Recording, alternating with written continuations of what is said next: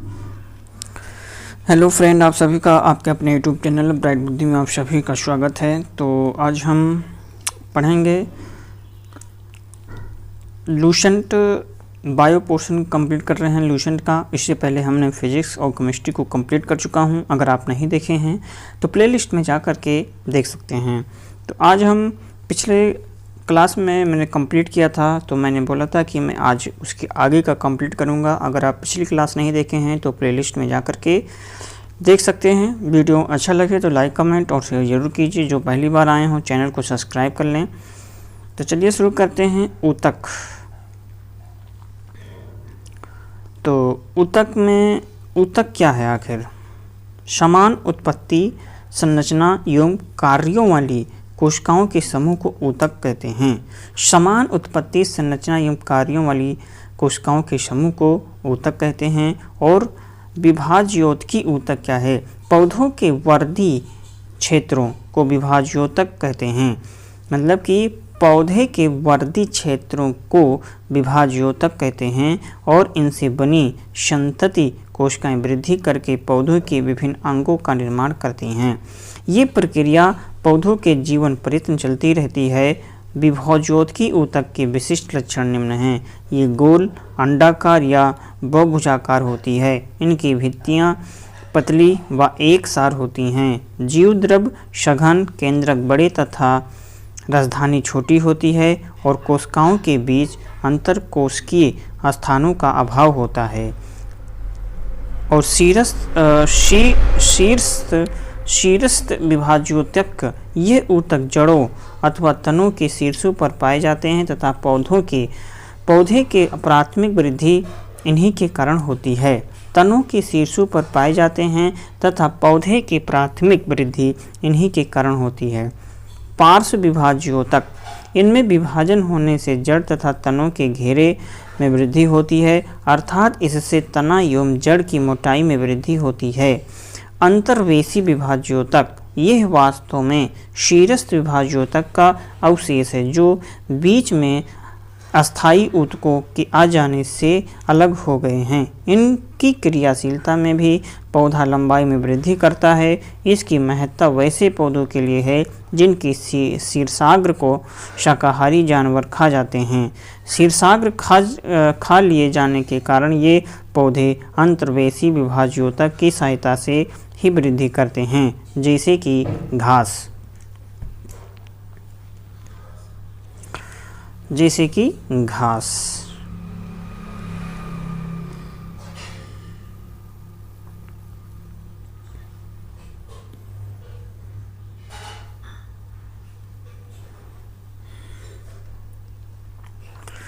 अब हम जाएंगे अस्थायी ऊतक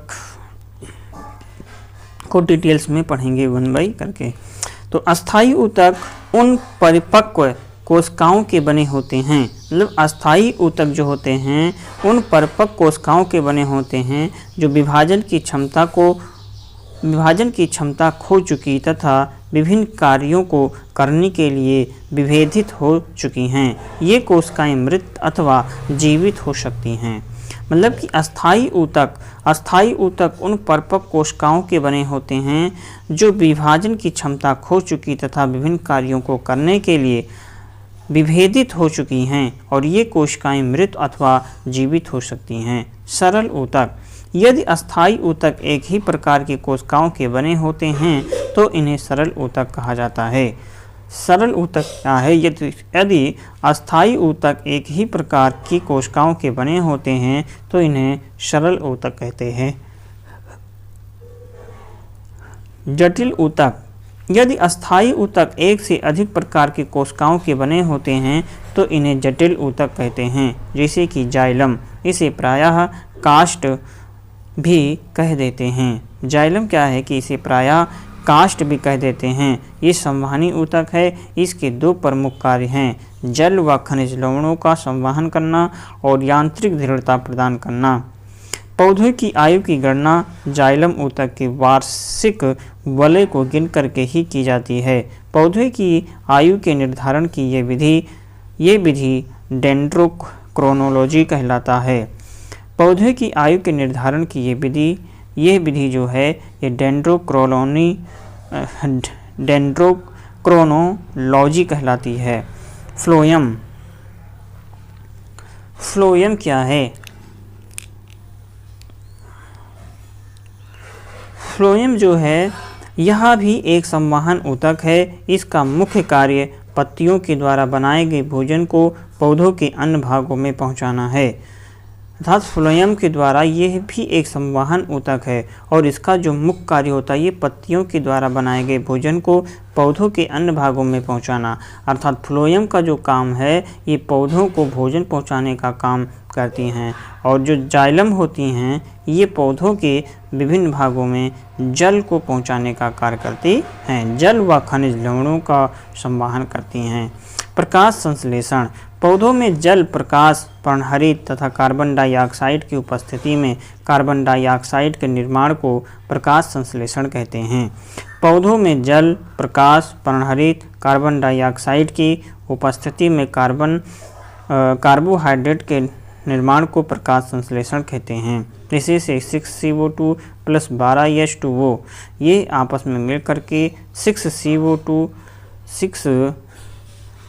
C6H12O6 plus H2O plus oxygen में विघटित हो जाता है। प्रकाश और क्लोरोफिल ये है प्रकाश संश्लेषण के विधि के मतलब कि ये सूत्र है। प्रकाश संश्लेषण के लिए आवश्यक होता है कार्बन डाइऑक्साइड, पानी, क्लोरोफिल और सूर्य का प्रकाश। ये क्या होता है? यह प्रकाश संश्लेषण के लिए आवश्यक होते हैं कार्बन डाइऑक्साइड अर्थात CO2 और पानी अर्थात H2O, क्लोरोफिल और इसके बाद सूर्य का प्रकाश जरूरत होता है। स्थलीय पौधे वायुमंडल से कार्बन डाइऑक्साइड लेते हैं जबकि जलीय पौधे जल में घुली हुई कार्बन डाइऑक्साइड लेते हैं। पत्ते की कोशिकाओं में जल शिरा से परासरण के द्वारा एवं CO2 वायुमंडल से विसरण के द्वारा जाता है। पत्ते की कोशिकाओं में जल जो है ये शिरा से परासरण के द्वारा एवं कार्बन डाइऑक्साइड वायुमंडल से विसरण द्वारा जाता है। प्रकाश संश्लेषण के लिए आवश्यक जल पौधों की जड़ों के द्वारा अवशोषित किया जाता है एवं प्रकाश संश्लेषण के दौरान निकलने वाला ऑक्सीजन इसी जल के अपघटन से प्राप्त होता है। क्लोरोफिल पत्तियों में हरे रंग का वर्णक होता है और इसके 4 घटक हैं, क्लोरोफिल ए, क्लोरोफिल बी और कैरोटीन तथा जैथोफिल। इनमें क्लोरोफिल ए एवं बी हरे रंग का होता है और ऊर्जा स्थानांतरित करता है। यह प्रकाश संश्लेषण का केंद्र होता है।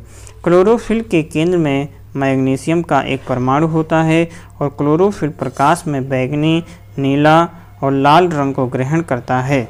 क्लोरोफिल प्रकाश में बैंगनी, नीला और लाल रंग को ग्रहण करता है। प्रकाश संश्लेषण की दर लाल रंग के प्रकाश में सबसे अधिक एवं बैंगनी रंग के प्रकाश में सबसे कम होता है। तो प्रकाश संश्लेषण की जो दर होती है लाल रंग के प्रकाश में सबसे ज़्यादा होता है और बैंगनी रंग के प्रकाश में सबसे कम होता है। प्रकाश संश्लेषण की क्रिया एक उपचयन। प्रकाश संश्लेषण की जो प्रक्रिया है ये ऑक्सीडेशन, उपचयन और अपचयन की अपक्रिया है, अर्थात ऑक्सीडेशन और रिडक्शन की अपक्रिया है। प्रकाश संश्लेषण क्या है? एक उपचयन और अपचयन की प्रक्रिया है और इसमें जल का उपचयन ऑक्सीजन के बनने में तथा कार्बन डाइऑक्साइड का अपचयन ग्लूकोज के निर्माण में होता है। तो प्रकाश संश्लेषण की क्रिया 2 अवस्थाएं होती हैं। प्रकाश संश्लेषण की 2 अवस्थाएं होती हैं। पहला है प्रकाश रासायनिक क्रिया, दूसरा है रासायनिक प्रकाशहीन क्रिया। पहला है प्रकाश रासायनिक क्रिया, दूसरा है रासायनिक प्रकाश क्रिया। प्रकाश रासायनिक क्रिया यह क्रिया क्लोरोफिल के ग्रेना भाग में उत्पन्न होती है। इसे हिल क्रिया भी कहते हैं। प्रकाश रासायनिक क्रिया, यह क्रिया क्लोरोफिल के ग्रेना भाग में उत्पन्न होती है, इसे हिल क्रिया भी कहते हैं। इस क्रिया में जल का अपघटन होकर के हाइड्रोजन आयन तथा इलेक्ट्रॉन बनता है। जल के विघटन के लिए ऊर्जा प्रकाश से मिलती है। इस क्रिया के अंत में ऊर्जा के रूप में एटीपी व NADPH निकलता है, जो रासायनिक प्रकाशहीन प्रतिक्रिया संचालित करने में मदद करता है। रासायनिक प्रकाशहीन प्रतिक्रिया, ये क्रिया क्लोरोफिल के स्ट्रोमा में होती है। इस क्रिया में कार्बन डाइऑक्साइड का अपचयन होकर के शर्करा एवं स्टार्च बनाता है। पादप हार्मोन। पादप हार्मोन, पौधों में निम्न प्रकार के हार्मोन्स पाए जाते हैं। पहला है ऑक्सिन हार्मोन्स। ऑक्सिन की जो खोज है ये 1880 ईस्वी में डार्विन ने की थी। ऑक्सिन की खोज 1880 में डार्विन के द्वारा किया गया था। ये पौधे की वृद्धि को नियंत्रित करने वाला हार्मोन है। इसका निर्माण पौधे के ऊपरी हिस्सों में होता है। इसका जो निर्माण है ये पौधों के ऊपरी हिस्से में होता है और इसके प्रमुख कार्य, इसके कारण पौधों में शीर्ष की प्रमुखता हो जाती है। इसके प्रमुख कार्य जो होते हैं, इसके कारण पौधों में शीर्ष का प्रमुखता और पार्श्वी कक्षीय कलिकाओं की वृद्धि रुक जाती है। ये पत्तियों का विलगन रोकता है। ये पत्तियों का विलगन रोकता है और ये खरपतवार को नष्ट कर देता है। इसके द्वारा अनिषेक फल प्राप्त किए जाते हैं। ये फलों को गिरने से भी बचाता है। जिब्रेलिन्स खोज जो है जापानी वैज्ञानिक कुरोशोवा ने 1926 में किया था। ये बौने पौधे को लंबा कर देते हैं और ये फूल बनाने में मदद करता है। ये बीजों की प्रसुप्ति भंग कर उनको अंकुरित होने के लिए प्रेरित करता है। ये काष्ठीय पौधों में एगा की सक्रियता को बढ़ाते हैं और इसके छिड़काव के द्वारा बृहत आकार के फल और फूलों का उत्पादन किया जा सकता है। जिब्रेलिन्स कवक से निकाले जाते हैं।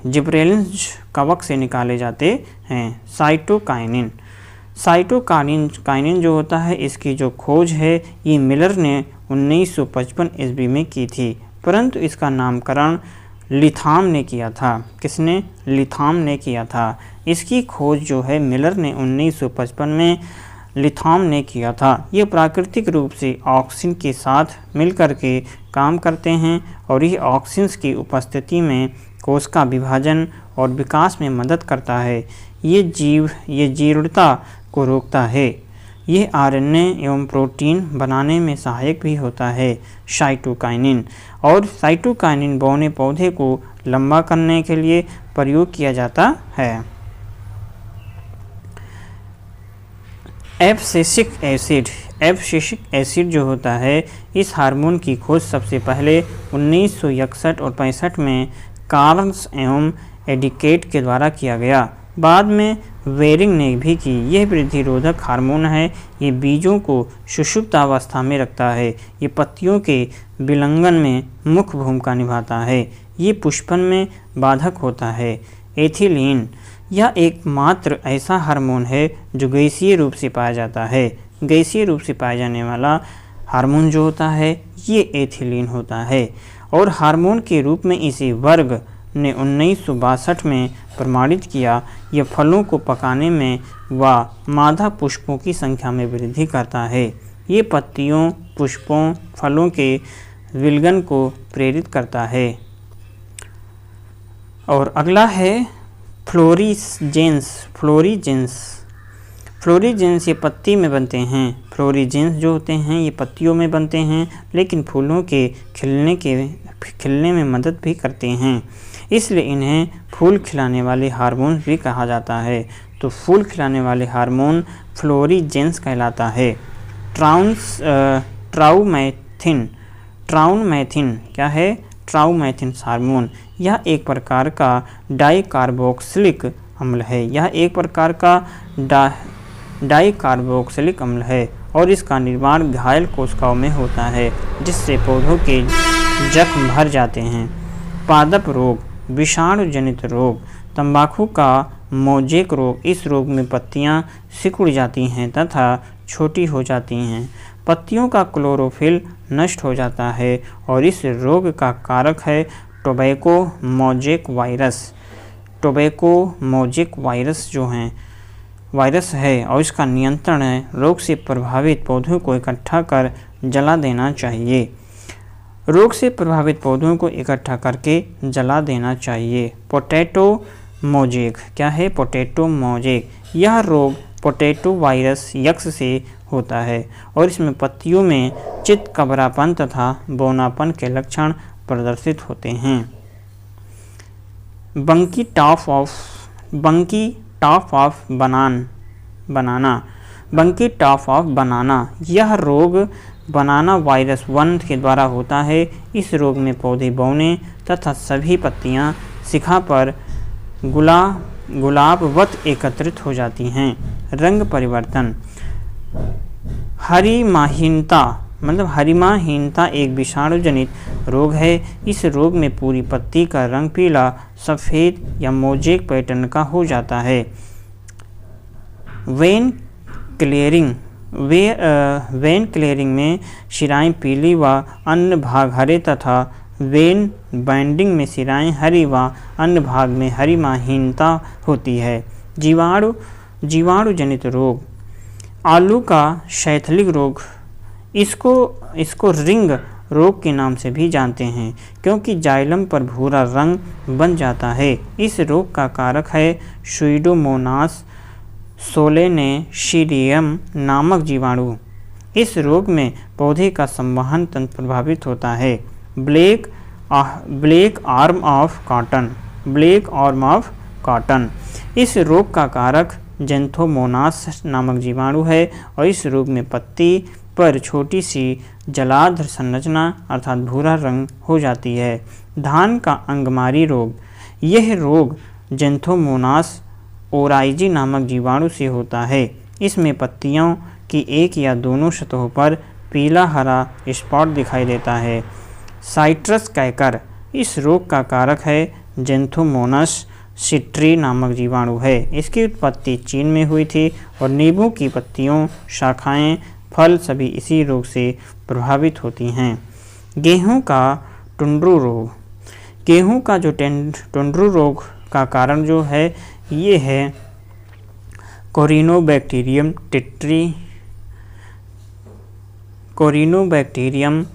ट्रिटिकी नामक जीवाणु तथा एंजुइना ट्रिटिकी नामक नेमेटोड है। इस रोग में पत्तियों के नीचे का भाग मुरझा करके मुड़ जाता है।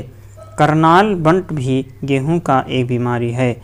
करनाल बंट भी गेहूं की एक बीमारी है। तत्वों की कमी में उत्पन्न रोग। पौधों में पत्तियों की कमी से उत्पन्न रोग अथवा लक्षण और किस तत्व की कमी से होता है ये जानते हैं। आम एवं बैगन में लिटिल लीफ की जस्ता की कमी से हो जाता है। नींबू में ड्राई बैक तांबा की कमी से। नींबू में लिटिल लीफ तांबा की कमी से।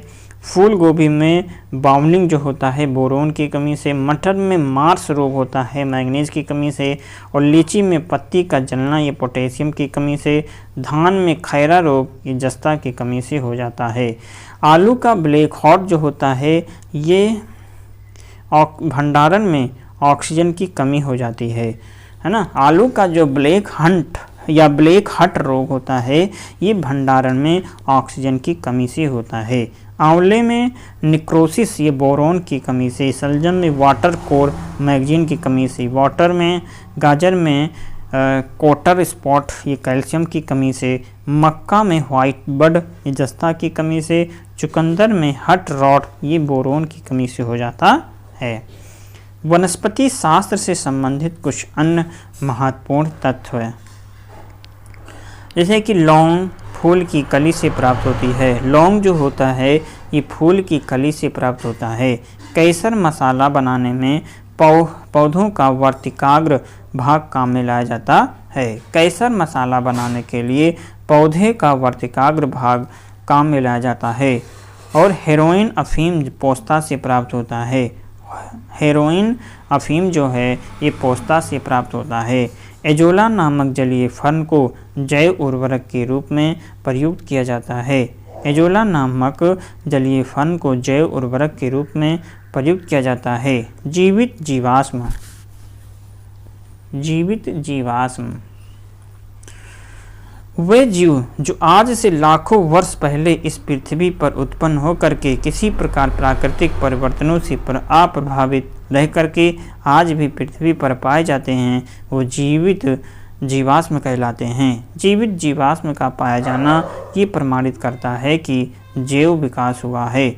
उदाहरण जैसे है जिनकागो वृक्ष, मतलब जिनकागो, फिर है cyanobacteria, fern, red panda, koala, aardvark और लैरोमोट बिल्ली, सीला गेंथ आदि। कुनैन सिनकोना पादप के छाल से प्राप्त होता है। कुनैन सिनकोना पादप के छाल से प्राप्त होता है और पत्ती के लाल, नारंगी और पीला रंग कैरोटीनाइट के कारण होते हैं। 2,4-D है ये, मतलब कि 2,4-D किसका नाम है? यह एक खर पतवार नासी होता है। 2 और 4D जो होते हैं ये खर पतवार नासी दवा होता है। वाणिज्यिक मूल्य वाला जो कार्क होता है ये कवेरकस शुबेर से प्राप्त किया जाता है। विश्व का सबसे अधिक तेजी से बढ़ने वाला जल पादप जल हयासिंध है। तथ्य एवं उदाहरण एवं विसरण। सबसे बड़ा आवृतजीवी वृक्ष यूकेलिप्टस होता है। सबसे बड़ा आवृतबीजी वृक्ष जो है ये यूकेलिप्टस है। संसार में सबसे लंबा वृक्ष सिकोया, यह एक नग्नबीजी है और इसकी ऊंचाई 120 मीटर है। इसे कोस्ट रेडवुड ऑफ कैलिफोर्निया भी कहा जाता है। इसे कोस्ट रेडवुड ऑफ कैलिफोर्निया भी कहते हैं। सबसे छोटा आवृतबीजी पौधा आकार में ये होता है जलीय आवृतजीवी है, मतलब कि लेमना ये जलीय आवृतबीजी है और जो भारत में भी पाया जाता है। सबसे बड़ी पत्ती वाला पौधा जो है ये विक्टोरिया रीजिया, ये भारत में बंगाल में पाए जाने वाला जलीय पौधा है। सबसे बड़ा बीज जो है 12 इंच लंबा, ये कोकोडीमर प्रजाति लोडोसिया माल्डीव का होता है। और सबसे छोटा टेरिडोफाइटा जो है ये एजोला या एक जलीय पौधा है। एजोला सबसे छोटा टेरिडोफाइटा होता है और यह एजोला या एक जलीय पौधा है। सबसे छोटे बीज जो हैं ये आर्किड हैं और सबसे छोटा पुष्प जो है ये उल्फिया और इसका व्यास 0 मिलीमीटर का होता है। सबसे बड़ा जो पुष्प है ये रेफ्लेसिया ऑर्नोल्डाई, व्यास जो है 1 मीटर तथा भार लगभग 8 kg हो सकता है और ये वाइटिस की जड़ पर परजीवी है। सबसे छोटा आवृतबीजी जो है ये आर्सीथोबियम, यह एक द्विबीजपत्री है। परजीवी जो नग्न बीजियों के तने पर पूर्ण परजीवी है। सबसे बड़ा नर एवं साइकस और यह एक नग्न बीजी पादप है। सबसे बड़ा बीजांड जो है साइकस सबसे बड़ा बीजांड है और सबसे मतलब कि जीवित जीवाश्म जो है साइकस ही है। सबसे छोटा गुणसूत्र शैवाल में होता है और सबसे लंबे गुणसूत्र जो हैं ये ट्राइलियम में होते हैं। सबसे ज़्यादा गुणसूत्र वाला पौधा जो है ये अफियोग्लोसम अर्थात फर्न में अफियोग्लोसम, जिसके डिप्लॉयड कोशिका में 1266 गुणसूत्र होते हैं। सबसे कम गुणसूत्र वाला पौधा हैप्लोपोपस ग्रेसिलिस होता है। सबसे छोटा नग्नबीजी पौधा जैमिया पिग्मिया होता है। सबसे भारी कास्ट वाला पौधा ये हार्डविचिया बाइनेका होता है। सबसे हल्की कास्ट वाला पौधा अक्रोमा लेगापस होता है। सबसे छोटी कोशिका माइकोप्लाज्मा माइकोप्लाज्मा गैलीसेप्टिकम होता है। टेनिस गेंद जैसा फल कैंथ है और जंगल की आग ढाक को कहते हैं। काफ़ी देने वाला पौधा ये खोफिया अरेबिका, इसमें कैफीन होती है। और कोको देने वाले पौधा जो है ये थियोब्रोमा केकवो, इसमें थियोब्रोमीन व कैफीन होती है। अफीम देने वाला पौधा जो है ये पोपी, जिसे हम पीपावर शोमेनिफेरम भी कहते हैं, इसमें मोपीन होती है। पारिस्थितिकी पढ़ेंगे। तो पारिस्थितिकी में हम ये जानेंगे कि जीव विज्ञान की उस शाखा को जिसके अंतर्गत जीवधारियों और उनके वातावरण के पारस्परिक संबंधों का अध्ययन करते हैं उसे हम पारिस्थितिकी कहा जाता है। जीव विज्ञान की उस शाखा को जिसके अंदर जीवधारियों और उनके वातावरण के पारस्परिक संबंधों का अध्ययन करते हैं उसे हम पारिस्थितिकी कहते हैं। एक निश्चित भौगोलिक क्षेत्र या वास स्थान में निवास करने वाली विभिन्न समष्टियों को जैविक समुदाय कहते हैं। विभिन्न समष्टियों अर्थात विभिन्न पॉपुलेशन को जैविक समुदाय कहा जाता है। रचना एवं कार्य की दृष्टि से विभिन्न जीवों और वातावरण की मिली-जुली इकाई को पारिस्थितिकी तंत्र कहते हैं। सर्वाधिक अस्थायी पारिस्थितिकी तंत्र महासागर है। सर्वाधिक अस्थायी पारिस्थितिकी तंत्र के अंतर्गत महासागर आता है। पारिस्थितिकी तंत्र या पारितंत्र शब्द का जो प्रयोग है सर्वप्रथम टांसले नामक वैज्ञानिक ने किया था। पारिस्थितिकी तंत्र का सर्वप्रथम प्रयोग जो है ये टांसले के द्वारा किया गया था। पारिस्थितिकी तंत्र में तत्वों के चक्रण को जैव भू रासायनिक चक्र कहते हैं। पारिस्थितिकी तंत्र में तत्वों के चक्रण को जैव भू रासायनिक चक्र कहते हैं और संरचनात्मक दृष्टि से प्रत्येक पारिस्थितिकी तंत्र को दो घटकों का बना होता है। पहला है जैविक घटक, दूसरा है अजैविक घटक। जैविक घटक इसे तीन भागों में विभक्त किया गया है। पहला उत्पादक, उपभोक्ता और अपघटक होते हैं। उत्पादक के क्या हैं? इससे पहले जानेंगे कि पर्यावरण विज्ञान तथा प्रबंधन अनुसंधान एवं प्रशिक्षण केंद्र। अब पर्यावरण शिक्षा जो केंद्र है ये अहमदाबाद में है। CPR पर्यावरण चेन्नई, CPR पर्यावरण शिक्षा केंद्र ये चेन्नई में। वही पारिस्थितिकी विज्ञान केंद्र जो है ये बेंगलुरु में और खनन पर्यावरण केंद्र जो है ये धनबाद में। सलीम अली पक्षी विज्ञान व सांस्कृतिक विज्ञान केंद्र जो है ये कोयम्बटूर में है। अब जानेंगे उत्पादक क्या हैं। वे घटक जो अपना भोजन स्वयं बनाते हैं जैसे कि हरे पौधे, वे उत्पादक कहलाते हैं। वे पौधे जो अपना भोजन स्वयं बनाते हैं वे हरे पौधे जैसे कि हरे पौधे। वे घटक जो अपना भोजन स्वयं बनाते हैं वो उत्पादक कहलाते हैं जैसे कि हरे पौधे, ये अपना भोजन जो है स्वयं बनाते हैं। उपभोक्ता वे घटक जो उत्पादक के द्वारा बनाए गए भोज्य पदार्थों का उपभोग करते हैं ये उपभोक्ता कहलाते हैं। और उपभोक्ता तीन प्रकार का होता है, प्राथमिक, द्वितीयक और तृतीयक उपभोक्ता। प्राथमिक उपभोक्ता इसमें वे जीव आते हैं जो हरे पौधे या उनके किसी भाग को खाते हैं जैसे कि गाय, भैंस और बकरी, ये प्राथमिक उपभोक्ता कहलाते हैं। प्राथमिक उपभोक्ता उसे कहते हैं जो हरे पौधे या उनके किसी भाग को खाते हैं, प्राथमिक उपभोक्ता कहलाते हैं जैसे कि गाय, भैंस, बकरी आदि।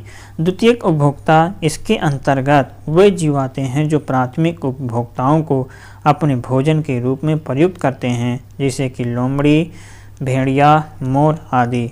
तृतीयक उपभोक्ता इसके अंतर्गत वे जीव आते हैं जो द्वितीयक उपभोक्ताओं को खाते हैं जैसे कि बाघ, शेर और चीता।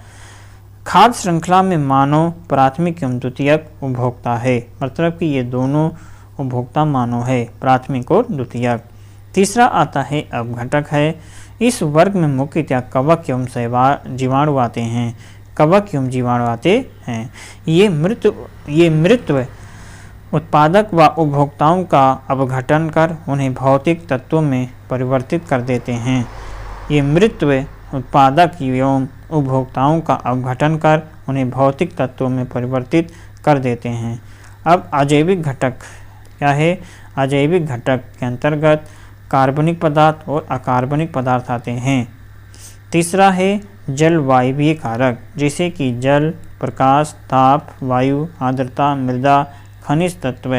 एक मनुष्य के जीवन को पूर्ण रूप से धारणीय करने के लिए आवश्यक न्यूनतम भूमि को पारिस्थितिकीय पदछाप कहते हैं।